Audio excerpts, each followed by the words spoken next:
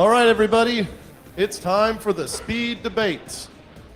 Thank you for hanging out a little bit later in the afternoon. I'm sure alcoholic beverages helped inspire your patience. Check. Nice. Manico's in the house, if you hadn't noticed. So quick little bit about what this is going to be, what the speed debates are, how they work. I have 6 topics in these wonderful 3x5. You don't have to restart them cards in my hand. And we have used the ultimate source of entropy, i.e. my children, to divide our experts into 2 different groups.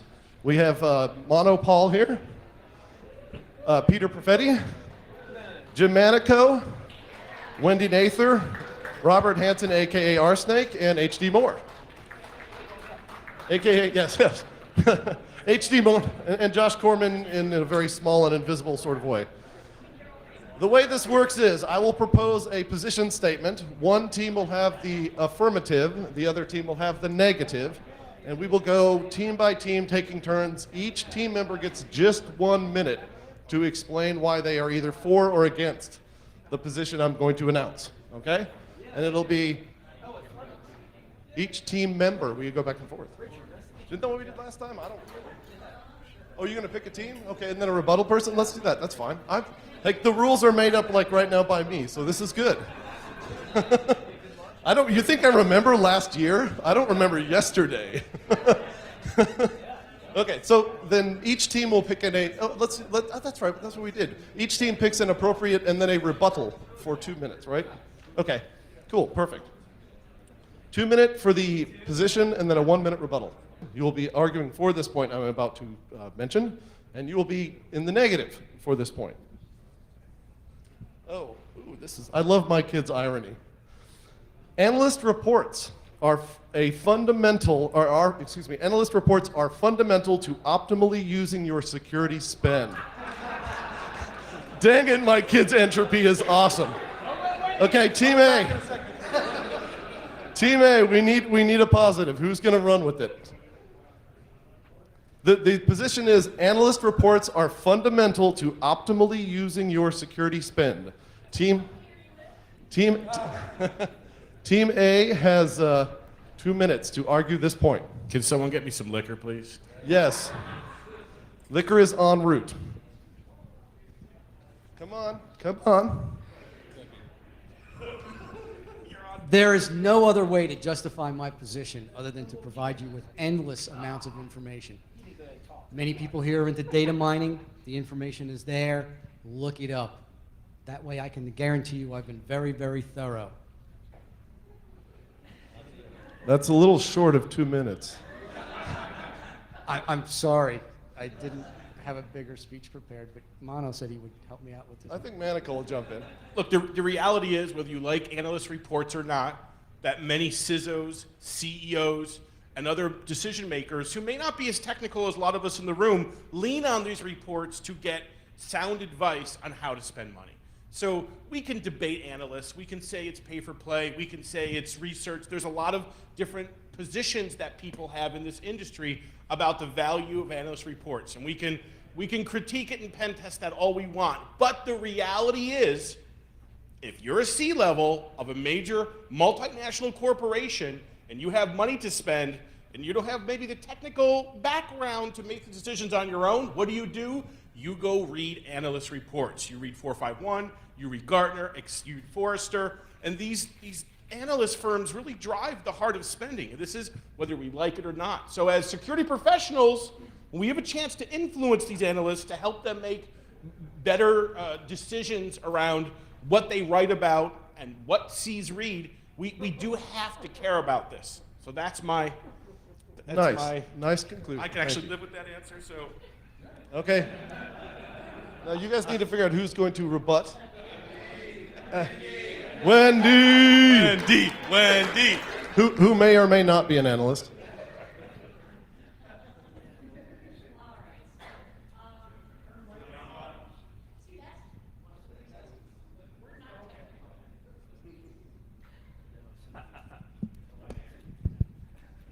Because analysts are not technical. They have no idea what they're doing. Analysts are absolutely dispensable. You can go your whole life happily without ever seeing a magic quadrant. You can go happily your whole life without seeing a wave. The truth of the matter is that analysts put their pants on 2 legs at a time, just like everybody else. They usually come from a failed career as an actual technical person. They're bitter, they're confused, and somebody will pay them to write about this bitterness and confusion all day. And also to drink at conferences. They pay to drink at conferences. So yes, you can absolutely skip all of the analyst reports.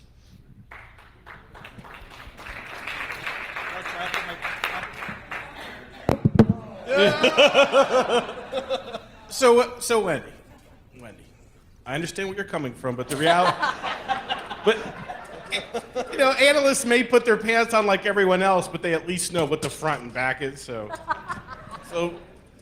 again, the truth here is that even those of us who are very technical security professionals in the know, how many of you have time to analyze and talk to and discuss what 300 different vendors are doing in our space? Very few of us have that capability of time, where analysts, that's what they do. They are usually folks who come from a strong technical background and a strong writing background. They have the contextual ability and the technical ability to ask the right questions. And what they're doing 24/7 is they are communicating with different vendors to ask about what they're doing. And they build reports on this based on what their opinions are of what research they've done. Is this a perfect process? No, it's not. But this is a process that really drives the heart of our industry, especially among enterprise companies who have lots of money and lots of procurement decisions to make. So again, whether we like this process or not, we have got to, these reports make a difference. They drive purchasing for a lot of companies. It's our responsibility as security analysts to do our best to help inform different analysts about what they write about and what decisions they're making in terms of what we see in these reports. Okay, Team B rebuttal. Unfortunately, analysts try to take 300 different vendors and normalize them, so they somehow make an apples-to-apples comparison. Unfortunately, these vendors don't compare in the first place. I remember walking into the building of a large analyst firm, and they just put someone else in charge of pen testing as a category. So we're discussing kind of what Metasploit does and what we do in the pen testing field, and he kind of went back like, what do you mean? Like, well, that's what it does. We do network testing, authentication testing, passwords, vulnerabilities, exploits, shellcode, all that fun stuff. It's like, but I thought pen testing is just web apps. I'm going to break the rules and say one more thing. Let me give you an example of your average analyst. You ready? So, as a former practitioner, I'm interested in the process of security, said Nather. Why CISOs buy security technology, how they use it, and how organizational differences make it work or fail. Now, this is key. Prior to her role at the Texas Education Agency, Nather worked in the investment banking division of the Swiss Bank Corporation, now UBS. In various positions, she helped to build Europe's then largest private trading floor, based in Chicago, Zurich, and London. She also served as the first IT security director of the EMA region. So these analysts are not just people off the street. They've done heavy-duty security work, and it gives them the background to really do proper analysis of these products. So you're all wrong. These reports do matter. Thank you very much. Yeah! Jim, I can't believe you fell for that bio. Hey, I know. I listen to marketing crap all day for a living. Wait, everything I read on the internet isn't right? Okay, our highly scientific method of voting, our detailed and very intricate iPhone app, wink wink, otherwise known as Jarrett Rame, will find out who, well, you can't see this, you have to look that way, you have to be unbiased. To keep this unbiased, I'm going to point in a direction of one of the two teams. Please clap for the team you think won. So do you believe? Crap.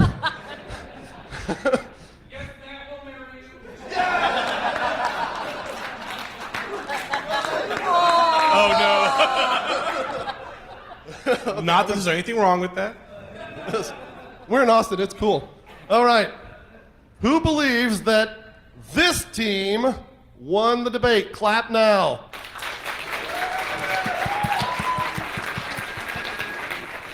Who believes that this team won the debate? Clap now. Jarrett, our highly scientific. It's Team A. So I live to write another day. For you. Can they clap for themselves? Hey, they'll take all the help they can get, man. Ouch. Okay, round 2. In round 2, you will be arguing, your team will be arguing in the positive. You will be arguing in the negative.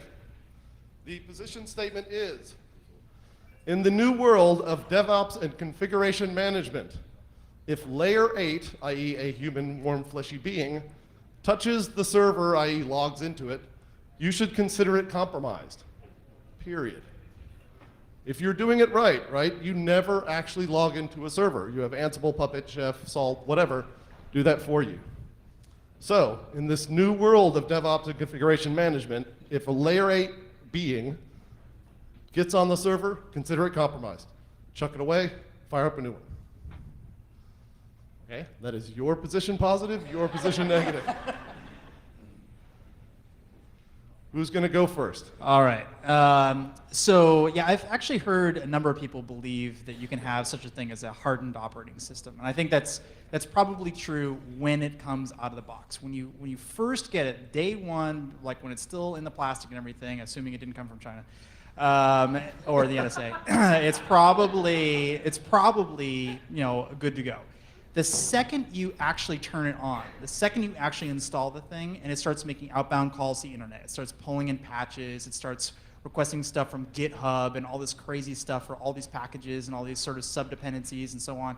It's making calls over the internet, BGP, TCP/IP, all this stuff that's potentially all vulnerable to various different things depending on what we're talking about, man-in-the-middle attacks and whatever.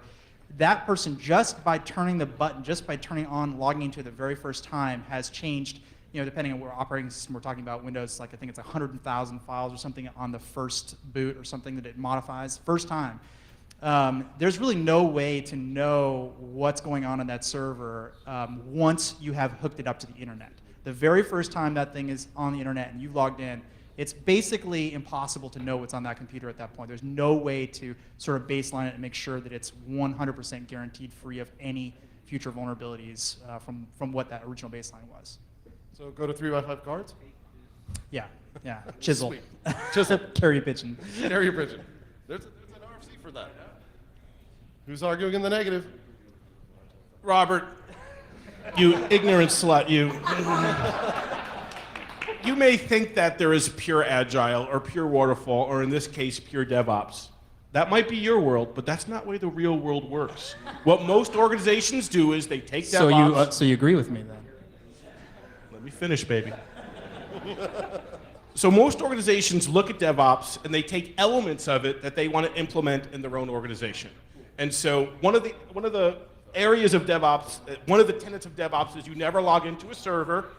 You only let Puppet drive it for you. Now that might be nice in theory, but there's always exceptions to the rule in extreme circumstances where you want to let a trusted administrator with root access log into that device and handle some kind of tactical issue. So that's just the way the real world works. Do we want to minimize this? Of course we do. Do we want to make this not part of our standard process? Of course we do. But there's always an exception to the rule when you're in production, when you're trying to drive some kind of business need, when you have a situation under great duress where the quick fix is the way to go. Now, do you want to stop there? No, you want to go back to Puppet and fix it when time allows, but there's always going to be a tactical situation where the rules don't work and we have to go around it. That's just the way the real world works. So I'll do the rebuttal real quick. Your rebuttal? So if you might have seen the news recently, a company lost $172,000 every 45 seconds every second for 45 minutes straight. They did this because they weren't using configuration management. They were trying to install a new update to their high-speed trading platform, and instead of doing it through configuration software like Puppet, they manually had an engineer log into 8 servers, one after another, going through and installing the update. Unfortunately, the very last server of this cluster, the update didn't take, the engineer didn't notice it in time, there wasn't air conditioning that he saw, and they kept on doing their business. Unfortunately, this caused this massive short sale operation to occur, which lost them, what was it, like $320 million in the course of the day? So what's that? 425. $425 million, in which they got fined $12 million for doing so. And they're bankrupt and they're gone. So that's a pretty good case for automating your configuration deployments and updates. We got a rebuttal? Hey, Jim, 1993 called. You DevOps shill. Do we have a rebuttal? Of course we do. Well, then please. I mean, HD, a good one. Do any of your other teammates have a rebuttal? I'm the spokesman of the team for this one. Okay. Hey, HD, you made a really good point there. There are situations where folks who are doing a direct access to a server and then not doing their due diligence after the fact, that could lead to significant harm. I agree with that 100%. Thanks. But, the reason we're in security is not for the sake of security. We are security professionals to enable some kind of business driver. That's why we're here. That's what pays our bills. That's what makes the world go round. There are going to be tactical situations where not just anybody, but the right guy in the room, the right administrator with the right level of privilege and professionalism and technical capability, where they're going to need to make a tactical move and update a server live to handle something that's hurting the business in some way. Now, should you stop there, HD? No, you shouldn't. You should then go back and fix your Puppet scripts, drop that server when you can, and go back to the proper processes. If you stop by just logging in root, making a fix, and that's where it ends, that's a problem. But I still think there are cases where allowing that to happen is acceptable to handle a business driver. It's not pretty. It could lead to major security events if you don't do your due diligence after the fact, but it's still a necessity in the real world where I live, and where James does not, obviously.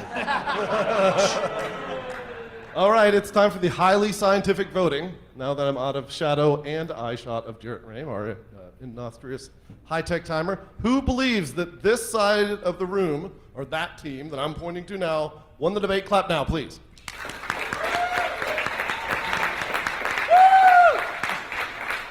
And who believes this other side of the room that I'm pointing to now won the debate? Ooh.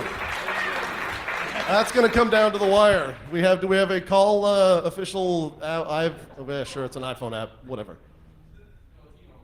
Team number one. Oh, team number one, that was the first team clap. Team number one. Sorry. Yeah. It's a highly scientific.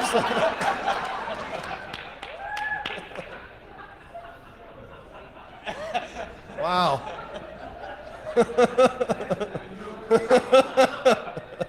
Yes, we're going to change his name to Jarrett Cement Shoes Rame. Okay, you guys are now the positive, and you are now the negative. The next topic is post-Snowden. NIST and IST, right? Cipher suites cannot be trusted. Post-Snowden, NIST, the NIST approved blessed cipher suites cannot be trusted. You are arguing for, you are arguing against. Yes, you can trust the NIST cipher suites, and you're arguing You heard it cannot from the trust. man. Yes, that's right. I'm from the government, and I'm here to help. Okay.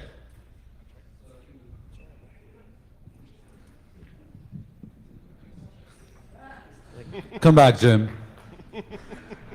So NIST standards cannot be trusted. How many of you over here trust the standards that have been published by NIST?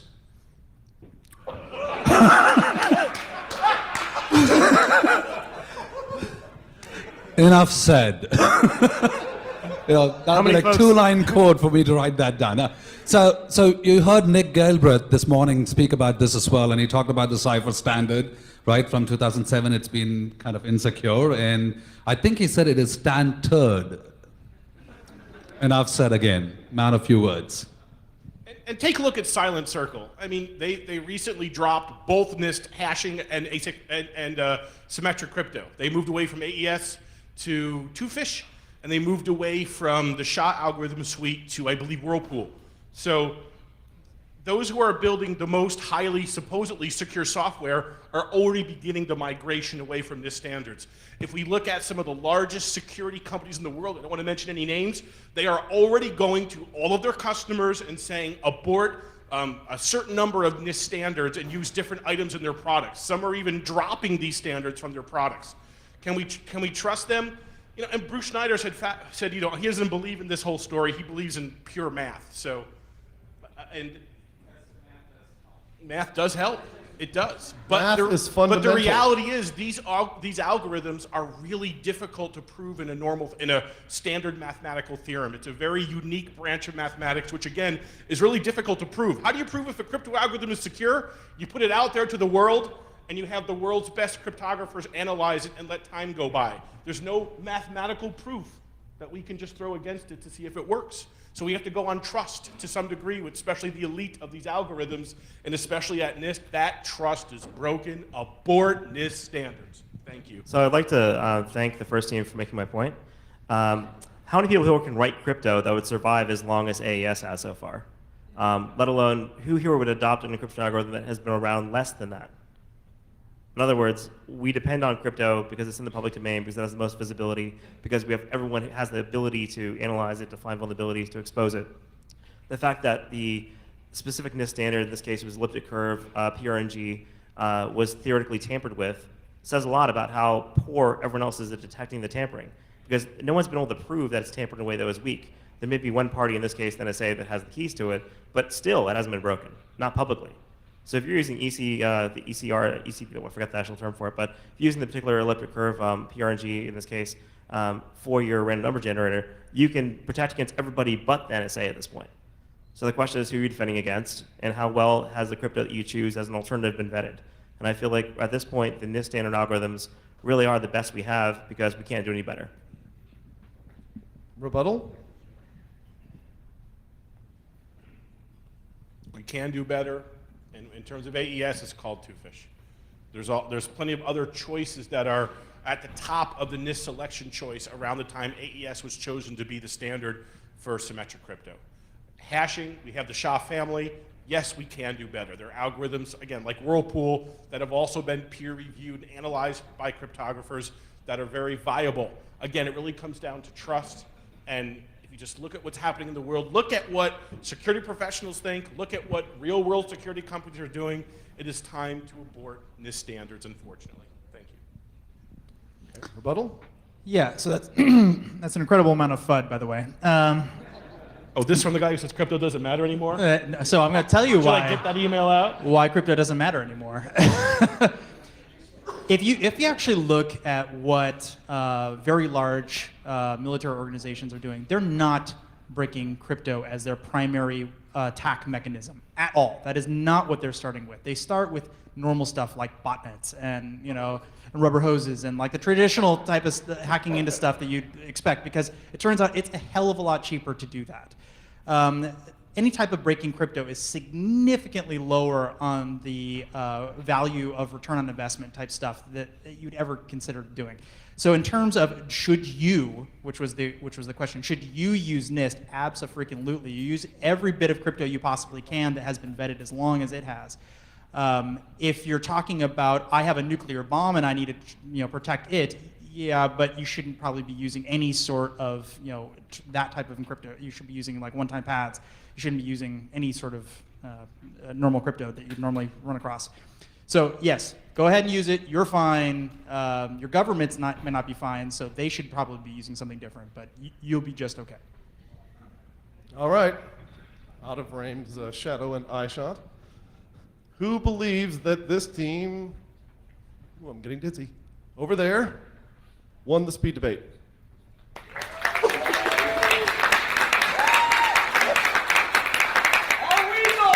And this team over here?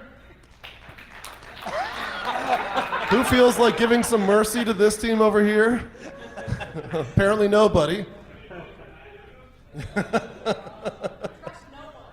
All right, highly scientific audio counter, yes. So you folks don't trust NIST but didn't believe us? Remember, I'm from the government and I'm here to help. All right, next topic. And in this one, let's see, round 4, you are arguing negative, you are arguing positive. Yes, yes. Okay, a little background. So we're in a DevOps world, right? This is the brave new world we live in. And the prior to DevOps world, where Jim apparently lives, there's this thing of a developer and there's this thing of a system administrator. Well, in the new DevOps world, titles like developer and system administrator need to change, and we all just need to be engineers, right? Because truly in DevOps, if you're doing DevOps right, you are just an engineer. You may be writing code, you may be pushing code, you may be changing server settings, it doesn't matter. We're all just engineers. So, team, yes, you agree with the fact that everyone should just be engineers. You believe there should be developers and sysadmins. And positive team goes first. That's you guys. All right. Yeah, yeah. Pipe down, Mr. Manico. Yeah, good luck with that one. All right, so once upon a time in the Pleistocene age, there were actual real system administrators who understood the entire stack of the systems that they were responsible for. Yes, they wrote code. They troubleshooted things that even the developers who wrote the software didn't understand. They took care of the network. They took care of everything. And then as time went by, people became more and more specialized, usually horizontally. So you have Exchange administrators who know absolutely nothing about the Windows operating system. You have developers and you have people who only specialize in a very small piece of something. And if you try getting all of these people together to troubleshoot 7 layers of a stack to figure out what's going on, you know how hard it's become these days. So I personally am absolutely in favor of DevOps bringing everybody back to the same stack, resetting to 0, and having everybody responsible for the same thing together. I think it can only get better. As long as you can spell engineer. Yes. Your turn, your turn. Is DevOps important? Sure it is. Are there a lot of benefits to DevOps? Of course they are.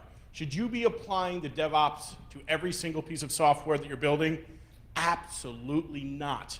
For example, I'm going to take a case study of Etsy, probably one of the leaders in terms of real-world DevOps.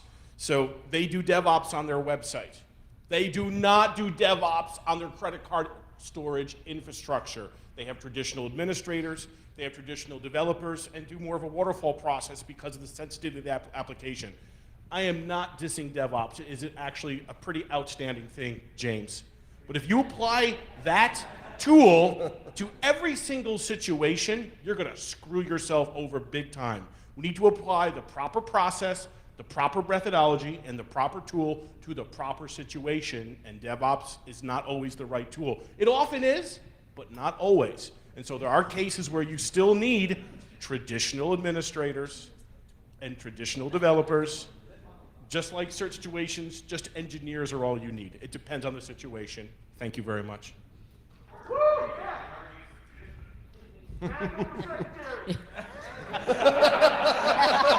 I don't want to see him in a dress. I'm sorry. I wear hula skirts back at home, and I'm proud of it. Don't ask, don't tell. Wendy, if you would like to rebut. Am I tired of Jim's rhetorical questions? Yes, I am.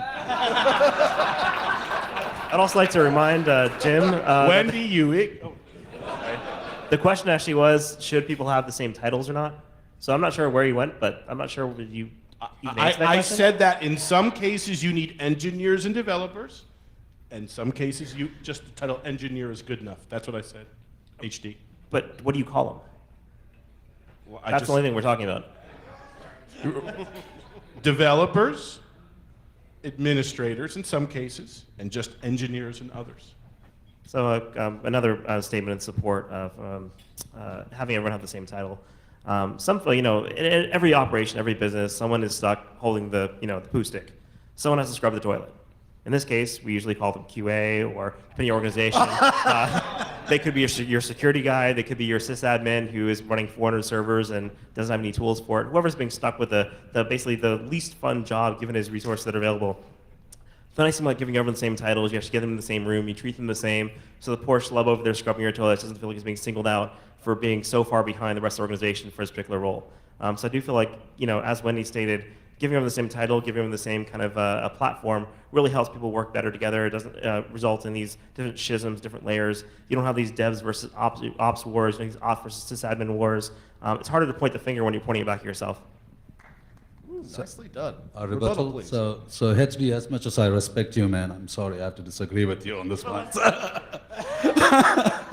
So I think the clarification that needs to be made to our erudite team over there is it's not just about the titles that people hold, but it's about the roles that they play behind those titles. It's like when you go down to, if you're flying in an airplane, if I'm going to call the flight attendant the pilot and the pilot the flight attendant and call them the same thing, then in that case, and if they don't know what their roles are necessarily to be, then I don't think, we're going to land very safely. And I wonder if that's probably one of the reasons why they call these endpoints terminals. All right? So if you don't have that correct distinction, then your software or your systems, whatever you develop with whatever technology, with whatever process you have, is going to be terminated. And I will be back. Nicely done. All right, it's time for the highly scientific voting method once again. Who believes that this team won this debate round?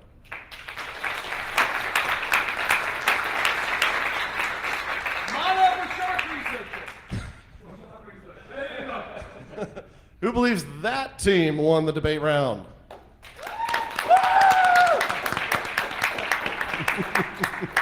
Do we have a judgment? Team. So the first team, so it's this team. First team. So it is now 2-2. Yes, tied up 2-2. All right. A little background before we get into this. Oh, what I should actually mention for this question, you are in the positive and you guys are in the negative. Because I need paper because my brain won't cache anymore. Okay, so back up a little bit. We're in a software as a service world, right? You let software as a service to you. If you're Gmail, they handle all your mail, and if you everything else probably that comes over email because email's secure, quote, quote. What was that? Yeah, that's not part of the thing. That's me being sarcastic. Sorry, I couldn't help. Anyway, in a software as a service world, we have a lot of trust. And one of the things that a software as a service provider could offer as an option is transparent encryption. So they would hold your key and encrypt your data before they wrote to disk. Okay, that is what I mean when I say transparent encryption. Okay, like I just send you data and it magically gets encrypted. Okay, so transparent encryption by a software as a service vendor has value. And we do not agree with this. You do not agree with this. You agree with this.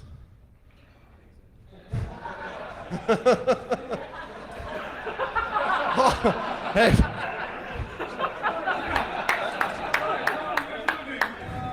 Going up. And H.D. Moore's just leaving.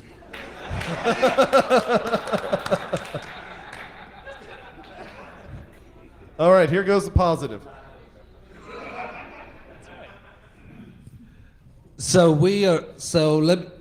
I'm going to ask a question. How many of you have found situations where you've internally managed the key and you've resorted to the development teams to be able to handle that key configuration and all of that stuff, and that software has been exploited? Right? It's found in the code, it's found in some configuration file, it's in clear text. So we're relying on our own self to be able to manage that key. Damn, I'm saying something that I don't believe in. Right?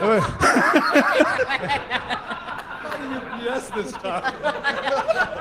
All right, so let's face it. Most people are not good at key management, especially enterprises. And key management is not easy. It's been like the year of PKI for 20 years now?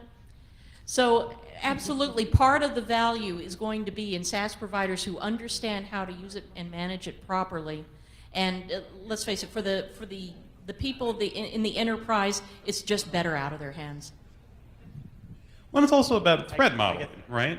Every DevOps team, and they should know this, and I'm worried that the other side doesn't know this, should be faced on one major challenge. How many of you know about the great maple syrup heist of 2013? This is the thing. It turns out that there are strange cartels that will come in and with a semi and steal your servers en masse, right? And at that point, you don't need massive, awesome PKI systems and HSM. You don't need all of this. What you need instead is one guy who remembered to use the encryption key, We should all be defending against the Mexican cartel with a semi model.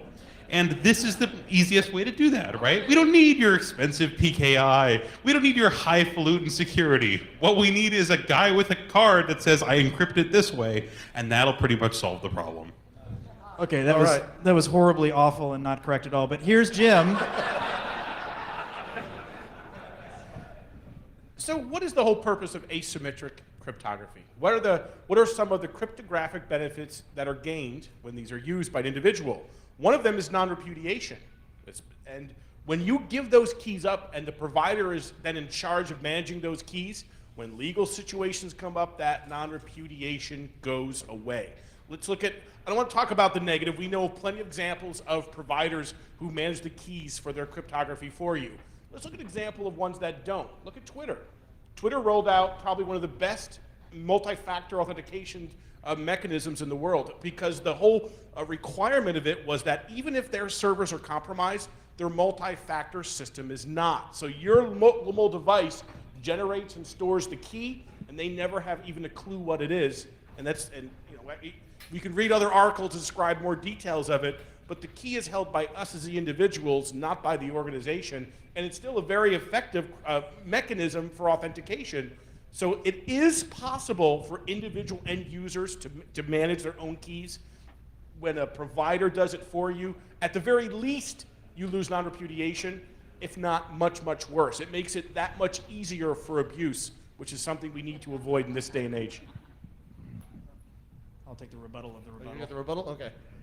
Right, Go so- further your rebuttal. So maintaining the key, talking about, like they say, we need to keep the key. That doesn't work if you tweet that key out. Like if taking, for example, Twitter. Twitter's new multi-factor system, where the private key that drives the heart of it is stored on the device, and then the push notification comes back to approve of that request. They do not store the keys. It's individually stored, so even if Twitter servers are compromised, the authentication mechanism is not. It's possible. It's one small example of a large SaaS provider where the keys are managed by the individual users and not by the organization. Thank you, Jim. I am happy to help inform you, sir. You work for Twitter? Why not? No, but I read the news. I don't. I'm from India. Is that it for your rebuttal, or do we have more? Well, then the rebuttal of the rebuttal. Oh no, do we have a rebuttal? No, okay, we're good. The horse is dead. Don't kick it. Let's go. Are you going to say anything at this point, Wendy? Are you Please, going go to right ahead. concede this point? All right. So let me count the ways in which that is a bad idea. SQL injection, bad idea. You're bypassing all the crypto. It doesn't really freaking matter. Cross-site request forgery, cross-site scripting where I can grab the data out or cause conflict on the system or do whatever I want. Command injection, I just pull it straight out of the system. If I'm an administrator, a DBA, I have access to the keys and I have access to the data. Like in every possible attack scenario that you'd actually want to get the data out, you'll get the data out. Because the keys are stored right there. I've actually walked into a number of companies where it's like the key is like literally part of the data. Once you have SQL injection, you have literally both things in the same request even. Yes, they're encrypting it, but it doesn't freaking matter because you have all the things you need to get the data out. And this is very pervasive. It is a terrible, terrible idea. You should have complete isolation of the key and the data. Those things should not even be close to one another, if at all possible, not even on the same network. But you can also agree with these people if you feel like it. Can we take our rebuttal now, actually? Go for it. Like I said, the rules that were at the start, and they get much more flexible as beer and time goes on. Here. So the question wasn't, is it the be-all and end-all, right? It was, does it have some value? And so storing Not the really. key in volatile memory, right? So again, it does actually protect against an actual threat, right? I mean, people walking into data centers and starting to take stuff. Give me one actual threat. That's an actual threat. Which one? Right? Which one? The people stealing a bunch of your servers. This is actually a threat. There's for a nothing lot of called people. cold boot, and I can't get the data out. Again, it's not about whether it provides a defense against all possible attacks. That wasn't what the question was. Does it provide It doesn't some protect against that value? attack. It doesn't protect against. Yeah, as I said 2 hours ago, if people start dumping liquid nitrogen on everything in sight, we, the hackers, win. right? So that cold boot doesn't happen that often outside a lab because liquid nitrogen is expensive and people's Sure, hands the are mob can't expensive get liquid more nitrogen. than that. That would be So, impossible. like, we don't have to defend it against every possible attack. We can defend against the great maple syrup attack. Or well we can against defend any, against, I guess. data at rest is going to be compromised, and you can't compromise it if it's encrypted and you store it in volatile memory. So we win because, yes, something is better than nothing. Shocking.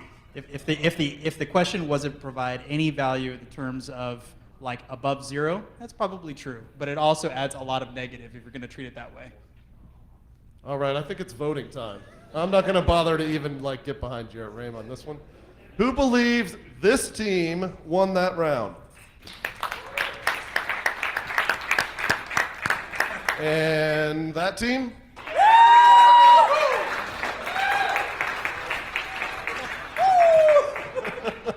Well, thank you for your mercy of Please voting. submit your servers to me so I can hack them and I'll show you why that's not actually true.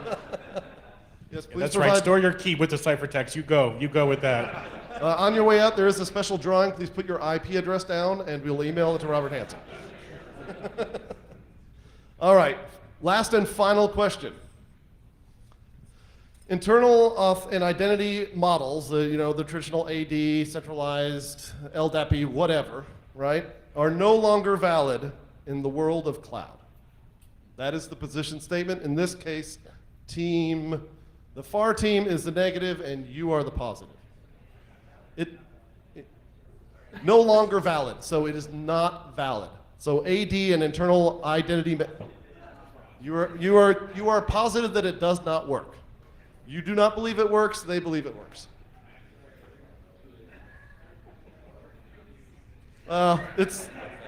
Hey man, whatever. You believe that Active Directory and those traditional, like all my company data be an LDAP does not work in cloud. Does not work in cloud. You agree that it does not? I can submit you negative and say you agree it does. So do we like AD or do we not like AD? We do not like AD. All right, I will stay here then. And go. Robert, I'd like to ask you a question. Do you have a moment? Have you ever had a chance to audit an Active Directory setup? Did you have any trouble actually popping it? You mean trouble? I mean, it took me like 10 minutes. If that's trouble. I mean, would you tell us about the security of AD? There's not a whole lot of it. I mean, it's usually pretty shitty Windows credential stuff. Like, there's nothing really. There's none, almost none, ever. But does Windows have a security history with problems in general? Or? I mean, only since Tuesday.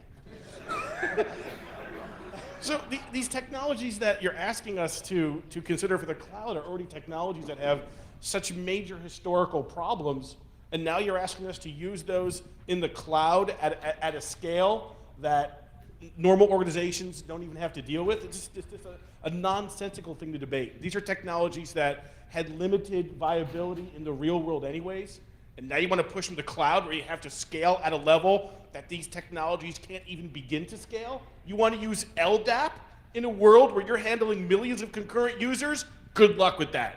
You want to handle AD for tens, if not hundreds of million users for an active service? Good luck with that. These technologies had problems in the first place. You even tried to use them at scale. They fall apart in many ways. They're dead. Leave them dead. And let's move on to something better. Thank you very much.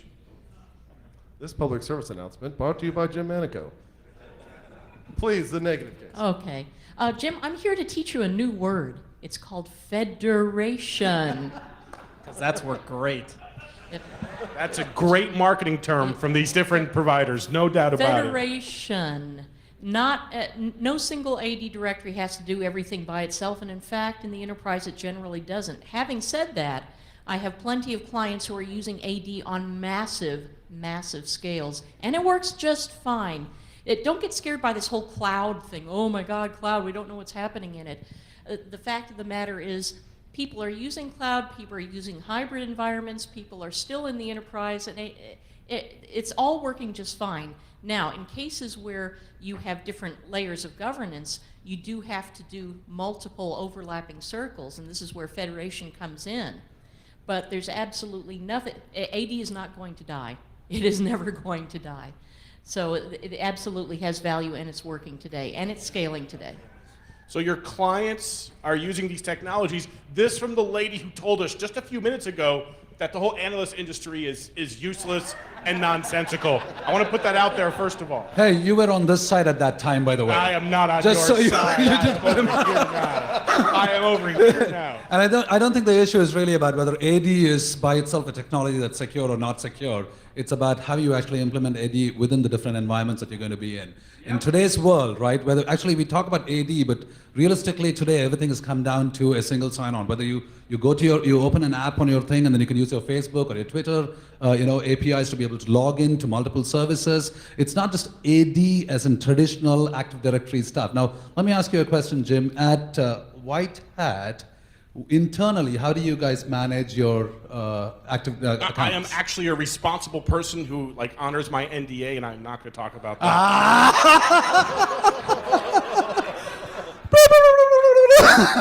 But if you want to ignore your own NDA and talk about the inner workings of your company or employer or clients, that's your business, buddy.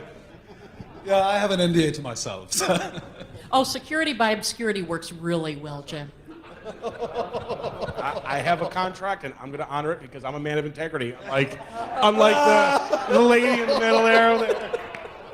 Oh. Let's just go ahead and assume that instead of having an Active Directory server that you could actually log into, they require you to actually be physically present in the office between 9 and 5, and then their website goes down. So since you won't say anything, let's just assume you have the worst authentication ever, right? And so again, we don't have to defend Microsoft products. The question is, does identity work? And should we have repositories of some sort of identity? Well, yeah.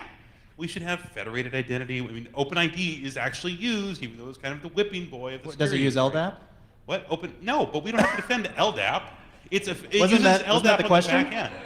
Actually, you're going to make me pull the question out of my pocket. Yeah, LDAP is just an example. Was it an example, or was that specific technology?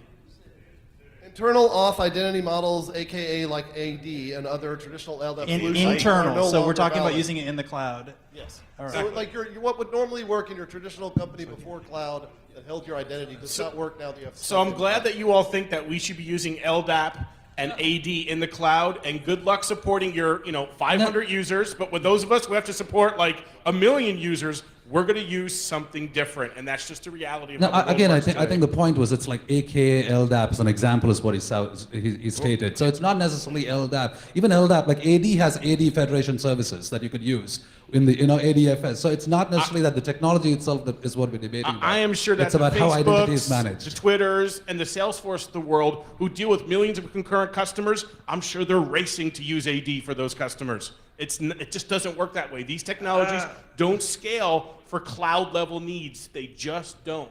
They use something else. So if you want to use AD for your 100 or 500 customers, you go for it. But it's not going to work at true scale. Even the Federation version of AD has its limits. Again, Jim, I hate to bring this back to you. It's not AD that we're talking about really. So it is an example that he stated. That was actually part of the but, question. But again, I'm from a We're not country that debating the has question. English as a third language. So I'm probably not understanding the question here, but it's, Woo! Okay, it's time for voting. We've had enough of this. Voting and more beer. All right, who believes, I'm not even going to bother with this hiding business. Who believes this side of the room won that debate? Well, who believes Thank you for this your side of the support, room sir. thought that? I believe we have a somewhat clear winner. Thank you very much for your attendance at the wonderful and exciting speed debates. Come back next Am year. I We'll do it pro again. that or against that? You're out. Well, that depends. Wait till we ask you next year, and we'll find out. Everybody, big round of Thank you, applause for our everybody. debater, who had the lovely, lovely situation of arguing against their current position in some cases.